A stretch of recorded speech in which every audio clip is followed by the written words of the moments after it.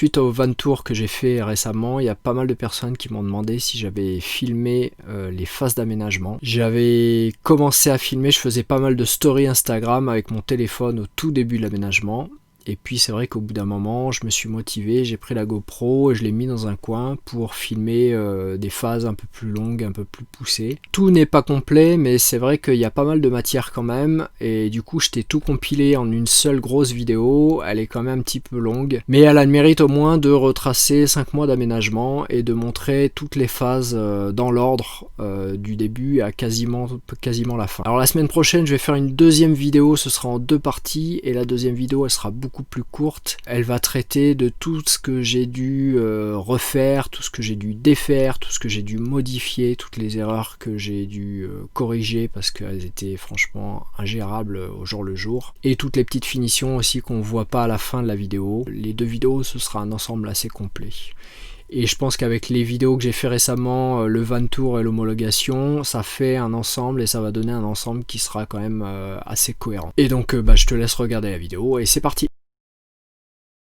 Alors pour commencer, voilà, ça c'est le fourgon le jour où je l'ai acheté. Un fourgon tôlé en excellent état avec plancher et plaquage bois à l'intérieur. Pas de traitement de rouille à faire, juste démonter le plancher, le plaquage bois et la paroi métallique de séparation avec le poste de conduite. Un gros nettoyage de tout ça et on peut démarrer. Pour l'isolation, j'ai choisi de la laine de coton recyclée que je peux coller avec du double face sur les parois. C'est un très bon isolant à la fois thermique et phonique. J'utilise toutes les chutes non utilisées pour bourrer l'intérieur des renforts. Ensuite, j'utilise de la bande adhésive aluminium pour boucher toutes les ouvertures de ces renforts et contenir la laine à l'intérieur. Pour l'instant, je n'isole pas les parties où j'ai prévu de créer des ouvertures, baies et lanterneaux. Ensuite, je fixe des tasseaux sur les renforts et je viendrai agrafer l'isolant mince dessus. Au plafond, je fixe des tasseaux dans la longueur pour éviter que les plaques de laine de coton ne tombent parce que le double face ne suffit pas. Je passe aussi toutes mes gaines électriques avant de refermer avec l'isolant mince. J'ai oublié de le filmer ou de le photographier, mais au sol, j'ai mis une couche de 1 cm de liège sous le plancher. Ensuite, je fixe des barres en métal avec des tiges filetées dessus sur les renforts du toit. Elles me serviront à fixer les placards au-dessus du lit. Au sol, sur le plancher, j'ai dessiné au marqueur la position des meubles pour avoir le plan visuel en permanence. J'attaque les ouvertures avec le grand lanterneau. Je veille à bien nettoyer la tôle avant de poser le Sikaflex. Il faut aussi que je fasse un contre-cadre en bois à l'intérieur pour avoir l'épaisseur nécessaire à l'installation du lanterneau. Puis je peux continuer de poser l'isolant mince au plafond en attendant de recevoir mes fenêtres. Je teste ensuite la position du boiler avec des cales pour voir où faire l'ouverture d'entrée d'air et de sortie des gaz brûlés. Une fois que je suis fixé, je suis les instructions du constructeur et ça se fait sans trop de soucis.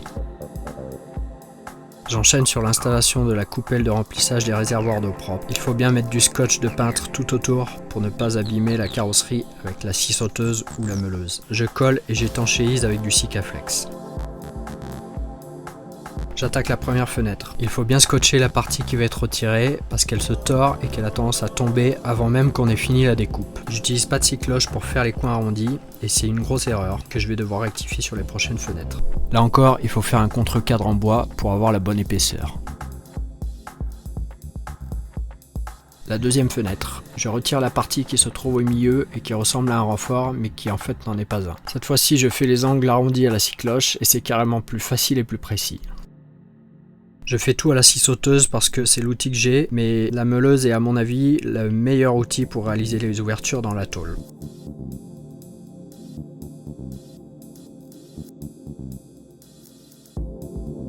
Après avoir installé les fenêtres et les lanterneaux, je peux finir l'isolation tout autour. Pour la dernière fenêtre, je me décide enfin à filmer tout le processus. D'abord les coins arrondis à la scie-cloche.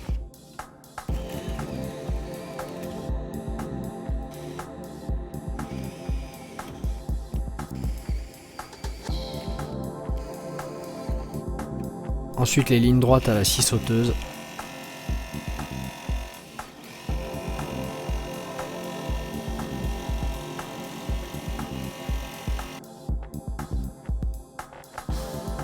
Avec pas mal de scotch pour éviter la chute du panneau métallique.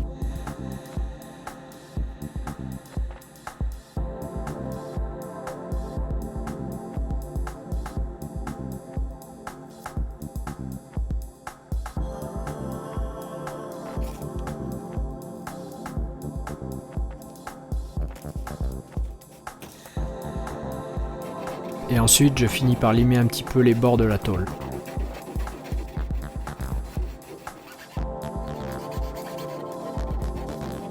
Je fais un test de l'encastrement de la fenêtre. On est bon, on peut y aller. Je retire le scotch de peintre tout autour de la fenêtre et je nettoie bien la tôle. Et ensuite je suis prêt pour mettre mon Sikaflex et installer la fenêtre définitivement.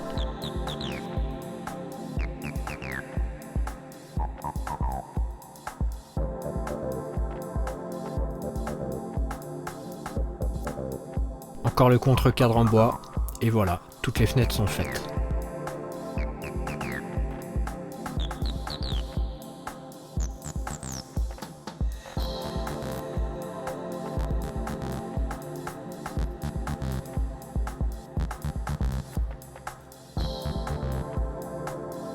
Je m'apercevrai par la suite que j'ai monté toutes les fenêtres à l'envers. Normalement, le store doit monter et la moustiquaire doit descendre. Mais c'est pas grave, sur la durée, ça ne me dérange pas.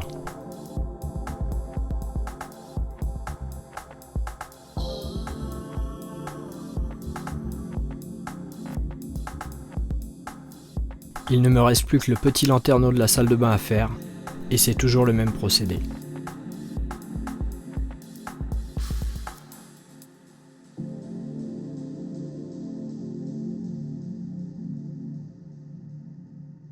Je peux maintenant finir de poser les 2 couches d'isolant tout autour des lanterneaux. Maintenant, j'attaque l'habillage des murs et du plafond. J'utilise le plaquage bois que je n'ai pas jeté pour les parties basses qui seront invisibles et qui seront cachées derrière les meubles. Les passages de roues sont déjà parfaitement découpés et ça va me faire gagner pas mal de temps et économiser un petit peu d'argent. Je fixe des tasseaux au plafond et sur les parois. Ils me serviront à fixer le plaquage et le lambris. Je mets des petites boîtes de dérivation pour protéger mes connexions électriques qui seront derrière le plaquage. Je cache le boiler sous un carton pendant toute la durée des travaux pour le protéger. Je peux donc maintenant attaquer le lambris sur les parois. Je commence au-dessus du support de lit.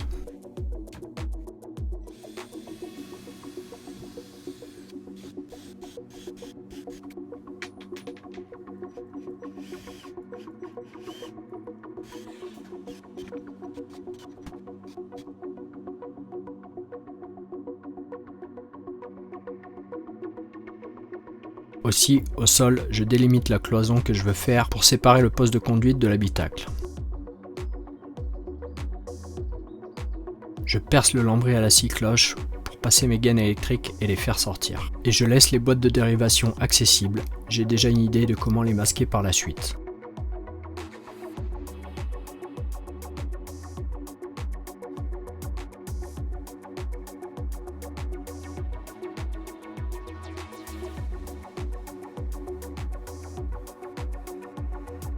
J'attaque aussi le plafond et je perce à la scie cloche de diamètre plus important pour les installations des futurs spots LED. La pose du lambris c'est quelque chose d'assez simple, rien de compliqué dans cette étape, ce qui prend le plus de temps c'est surtout les découpes. J'essaye de réutiliser au maximum toutes les chutes de lambris pour éviter d'avoir trop de déchets, et je ne couvre pas les endroits où seront installés les placards et les meubles.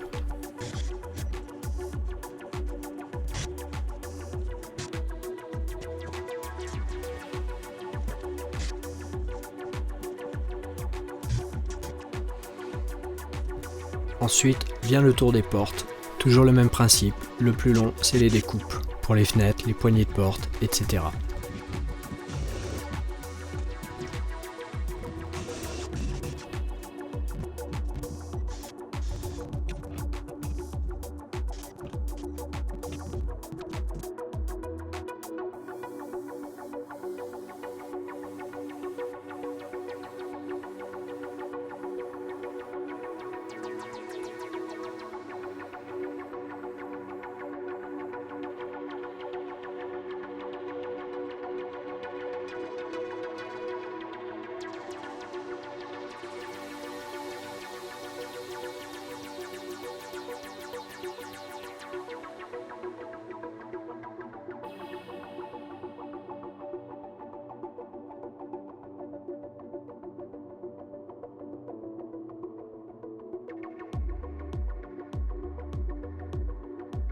pour la porte latérale, je laisse le bas libre pour l'instant parce qu'il faut que je fasse une dernière ouverture dans la porte pour installer la grille d'aération basse.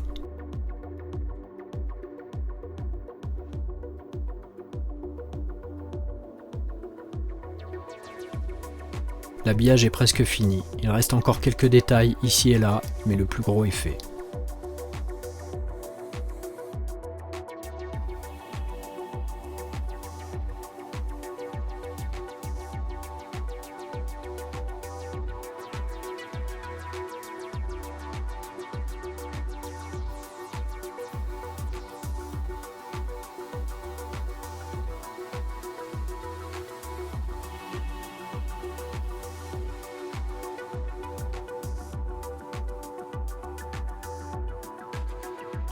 Maintenant que l'habillage est fini, je peux donc passer le tout à la lasure incolore pour protéger le bois. Je vais passer 3 couches en tout.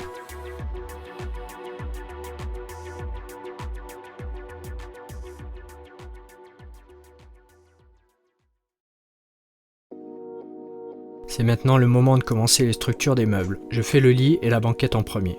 J'utilise un étau d'angle pour réaliser les angles droits des structures. Le cadre de lit sera fixé sur 2 gros tasseaux qui sont eux-mêmes fixés sur les renforts de la carrosserie.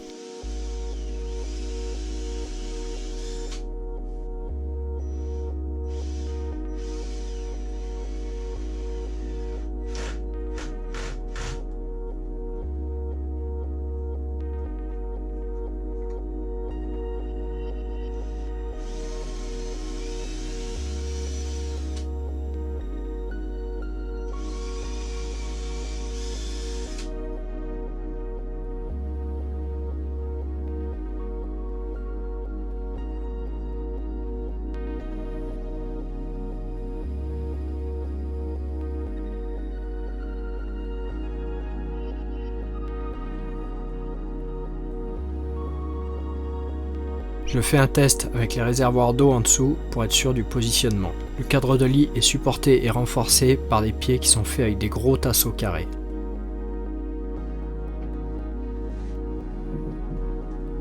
Je commence ensuite l'assemblage des placards qui iront au-dessus du lit. Il y en a 4 plus 1 pour la capucine au-dessus de la partie cuisine.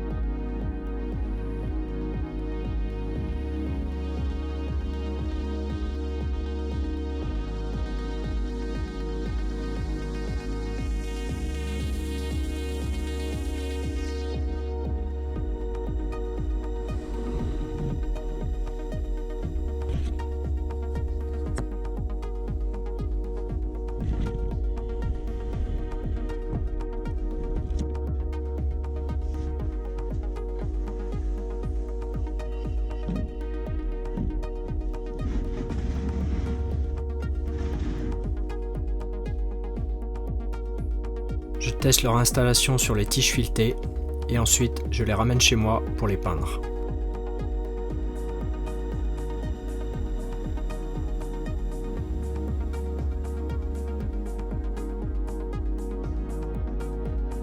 D'abord une couche d'après et ensuite 2 couches d'acrylique bois. Pour les portes de placard, j'utilise du contreplaqué en 12 mm d'épaisseur, ce qui est une erreur puisque les charnières ne se fixent que dans du 15 mm minimum. Je dois rajouter donc une petite planche de 3 mm pour avoir la bonne épaisseur. J'utilise ensuite une mèche à façonner pour installer les charnières dans les portes de placard.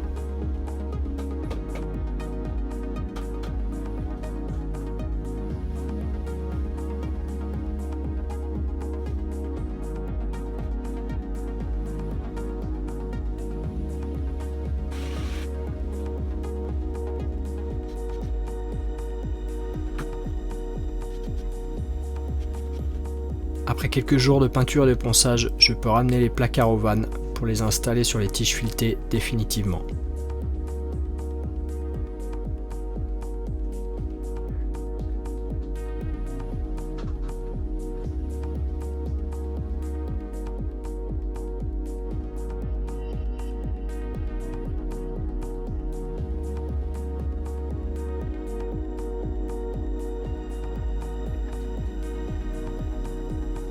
Je fixe les attaches de charnière et les portes de placard.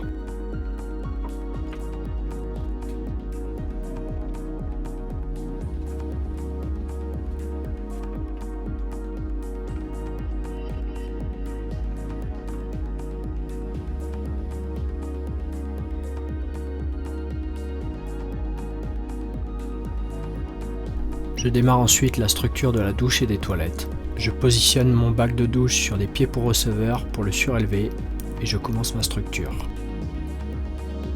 J'en profite d'être dans les structures pour commencer aussi la structure de la cloison qui doit séparer le poste de conduite de l'habitacle.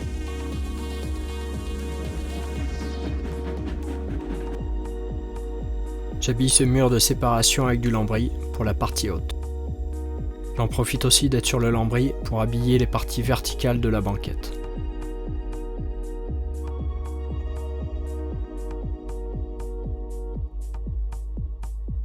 Je laisse une ouverture comme une petite fenêtre pour pouvoir communiquer avec le poste de conduite.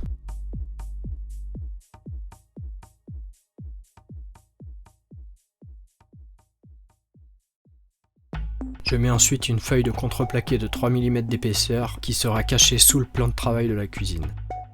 Idem pour la douche, je fais d'abord une structure avec des tasseaux et ensuite je plaque des feuilles de contreplaqué de 3 mm sur lesquelles seront collées les dalles PVC.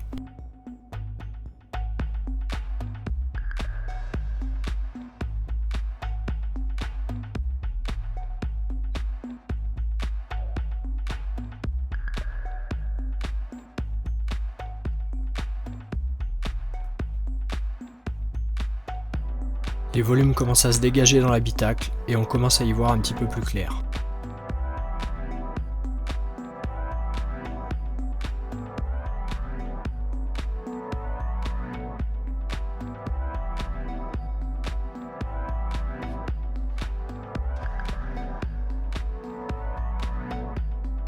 Je masque avec du scotch de peintre les parties que je viens de créer en lambris et je passe aussi 3 couches de lasure dessus. Je finis aussi l'isolation autour des passages de roues avec de l'isolant mince. La douche est aussi maintenant plaquée sur l'extérieur avec une feuille de 3 mm d'épaisseur.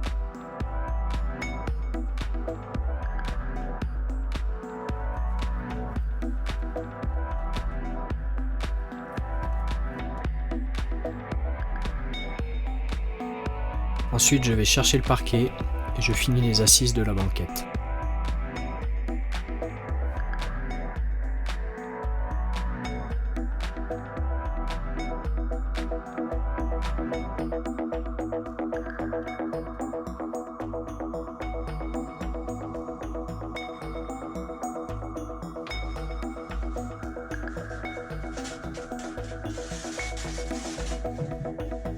Je pose le parquet uniquement dans les parties visibles de l'habitacle. Je n'en mets pas en dessous du lit et sous la banquette. Je mets d'abord la sous-couche en dessous et ensuite la pose du parquet, c'est très simple. Les lattes se clipsent entre elles très facilement. Le plus compliqué, c'est toujours les petites découpes un peu biscornues.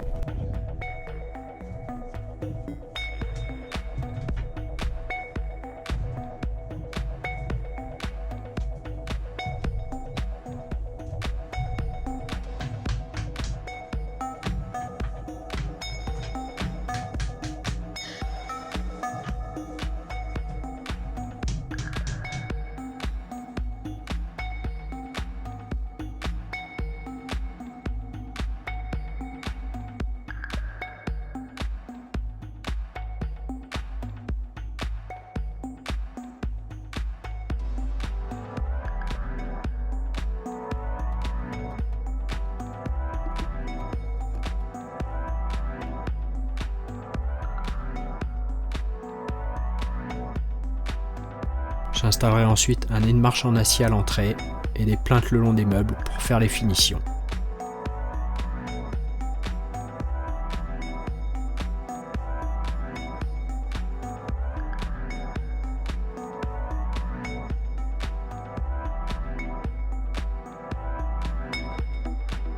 Je protège le parquet avant d'attaquer la peinture de l'extérieur de la douche. Et j'utilise le millimétré de la sous-couche du parquet qu'il me reste pour bien planifier la position des meubles de la cuisine.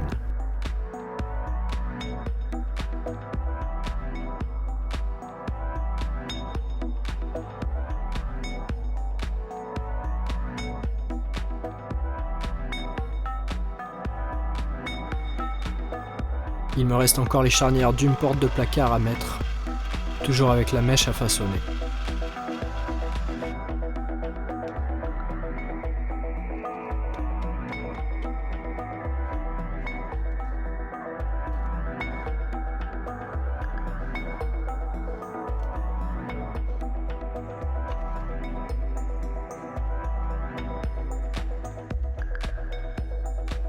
J'attends des commandes de matériel qui ont du retard, alors j'en profite pour avancer sur les petites finitions.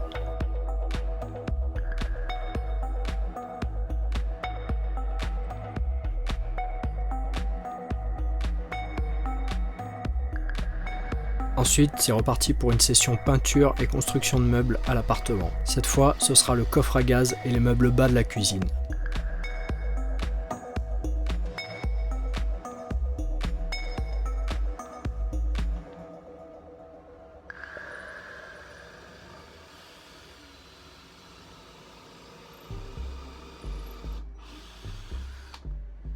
Je vais faire découper mon plan de travail à la Fab Lab de Castorama parce que les découpes sont un petit peu compliquées et juste avec ma scie sauteuse, ce serait dur de faire du travail précis.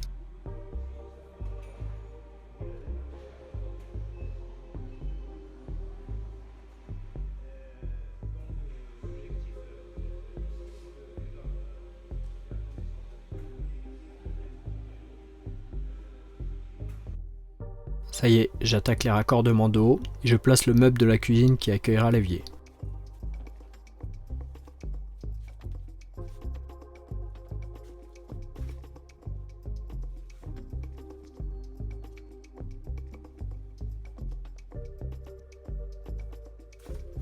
Il faut trouer tous les meubles et les renforts de la douche à la scie cloche pour faire passer tous les tuyaux.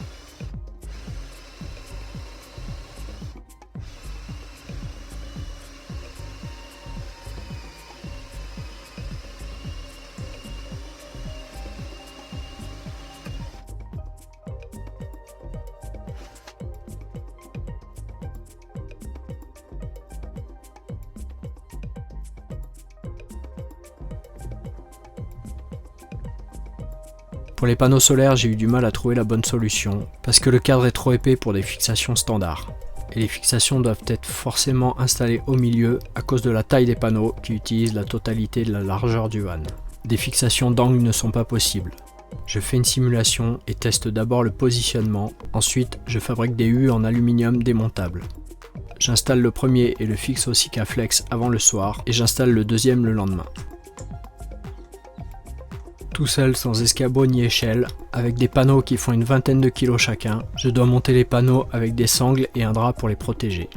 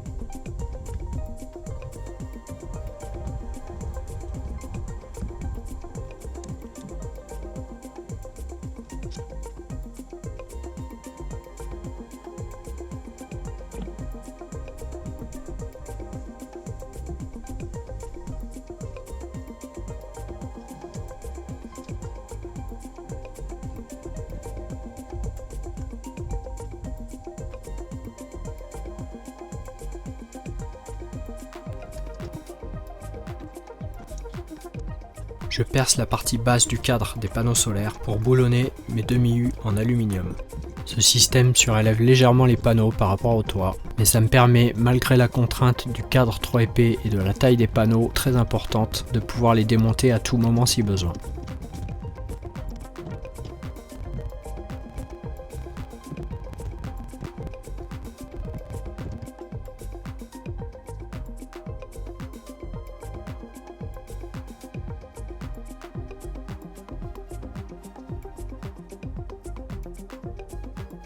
Une fois les 4 attaches fixées, je colle le tout au Sikaflex. Comme je suis seul, sans escabeau et sans échelle, je n'ai pas trop de choix que de fonctionner comme ça. Et j'ai très peu de place pour manœuvrer. C'est pas la méthode idéale, mais cette fois-ci, je n'ai pas d'autre solution.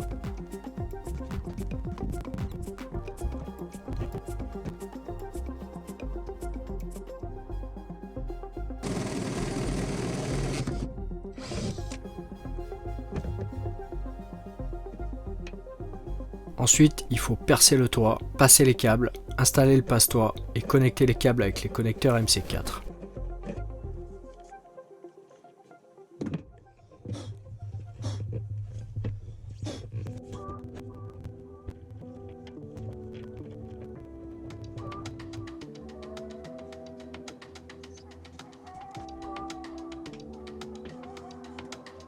Il faut bien identifier le positif et le négatif dès le début et ensuite tirer les câbles jusqu'à l'endroit où le régulateur de charge MPPT sera installé. Je fais les connexions MC4 et je les attache avec du Serflex entre eux puis au cadre des panneaux solaires pour plus qu'ils ne bougent.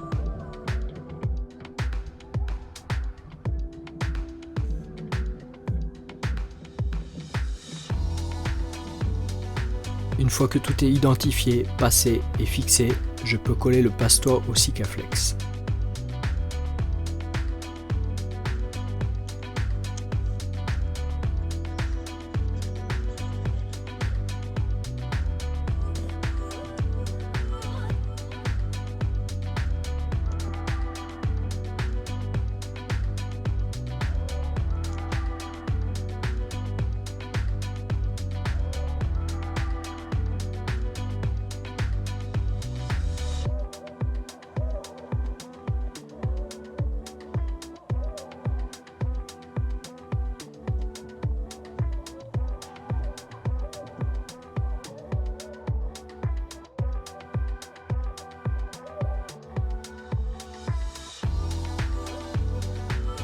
Retour dans l'habitacle, pose des dalles PVC dans la douche, elles s'emboîtent toutes seules et se découpent à l'aide d'un gros cutter en appuyant fort. Puis je les colle au Sikaflex sur le contreplaqué. Ces dalles sont vraiment très pratiques et faciles à mettre, seul petit inconvénient, c'est qu'elles sont très lourdes et donc ça rajoute pas mal de poids dans le véhicule.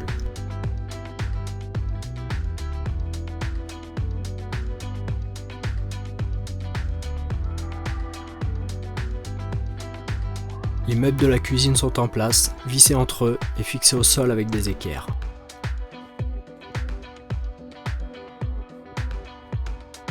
La salle de bain est presque finie. Il ne restera que le plafond que je ferai avec du lambris en PVC, les joints silicone à faire et la robinetterie à poser.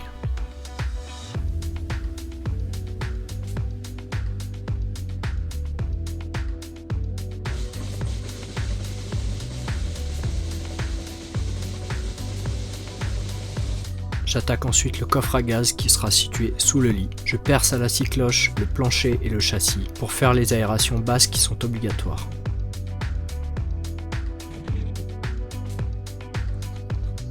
Je fixe le coffre à gaz au sol avec des équerres, je l'étanchéise avec du Sikaflex dans tous les angles et j'installe l'inverseur à l'intérieur.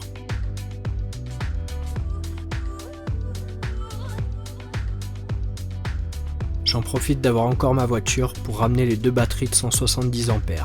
Elles pèsent 50 kg chacune et seront montées en parallèle. Je les cale au sol avec des chutes de tasseau. Puis je fixe tous les éléments électriques, le régulateur MPPT, le convertisseur pur sinus, les barrettes de raccordement, le tableau 220 et le 12 volts, le fusible général et le coupe-circuit général. J'installe aussi les petits interrupteurs dans l'habitacle. Ça commence à prendre forme, mais ça devient aussi très exigu pour réaliser les travaux, stocker le matériel et les outils à la fois. En parallèle, chez moi, j'ai reçu les housses et les mousses pour la banquette et aussi le matelas pour le lit.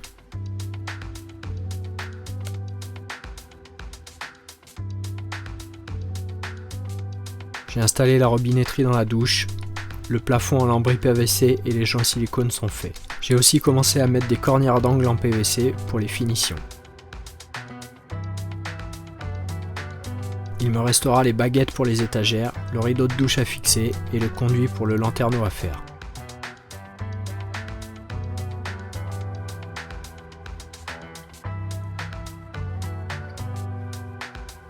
Retour à l'appartement. J'ai récupéré mon plan de travail découpé, je le vernis avec un vernis spécial alimentaire et je le pose sur les meubles bas de la cuisine.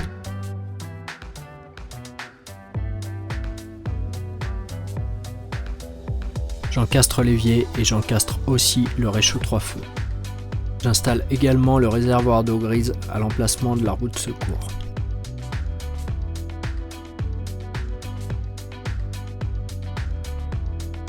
J'installe ensuite le chauffage Propex. Je dois percer le châssis et le plancher pour passer les tuyaux d'entrée d'air et d'évacuation des gaz brûlés.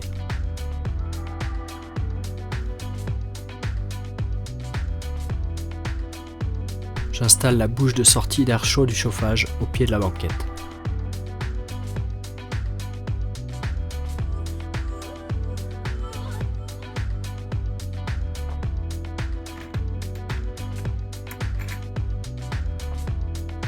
J'ai percé le coffre à gaz et mis un passe-cloison pour passer mes tuyaux en cuivre.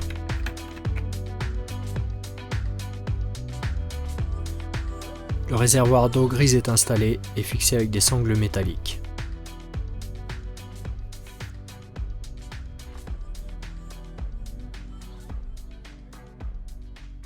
Je tire tous mes tuyaux en cuivre pour le gaz avec des raccords bicônes et des passe-cloisons lorsque c'est nécessaire. Tous les appareils sont maintenant connectés au système de gaz.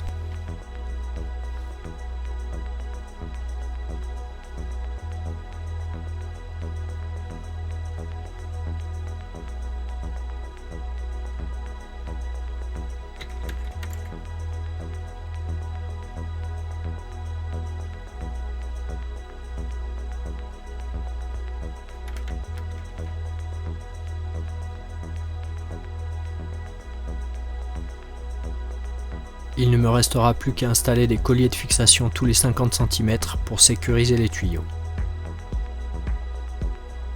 Les deux réservoirs d'eau sont mis en place et le tuyau d'air chaud du gaz aussi. Retour à l'appartement pour une dernière session, assemblage et peinture des meubles. Il ne me reste plus qu'un meuble à fabriquer, c'est une sorte d'étagère bibliothèque qui utilisera la profondeur de la paroi de la douche et se calera directement dans les renforts.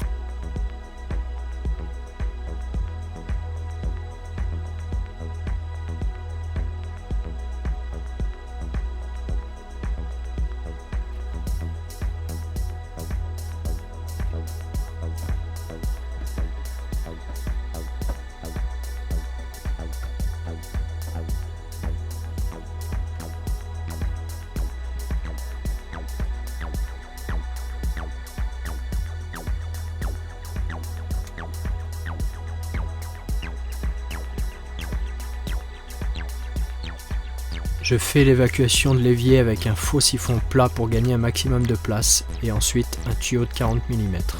J'installe également le frigo et la crédence inox pour protéger le lambris de la cuisine.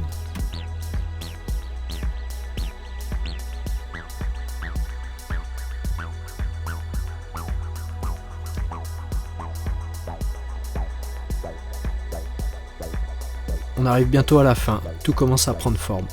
Il me restera surtout des raccordements à faire, les tests aussi pour les fuites, gaz et eau, les lattes du lit à poser, le tiroir de la cuisine et les portes de placard et plein de détails et de finitions.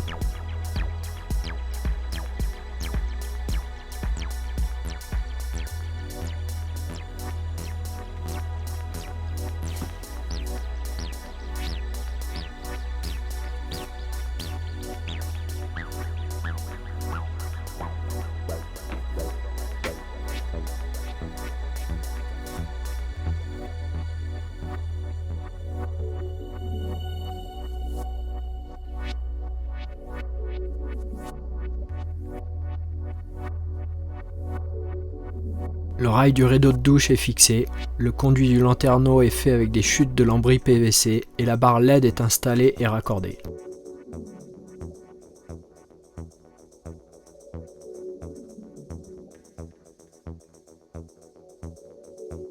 Voilà, l'aménagement se termine là, je suis mis à la porte de chez moi et donc je finirai sur la route.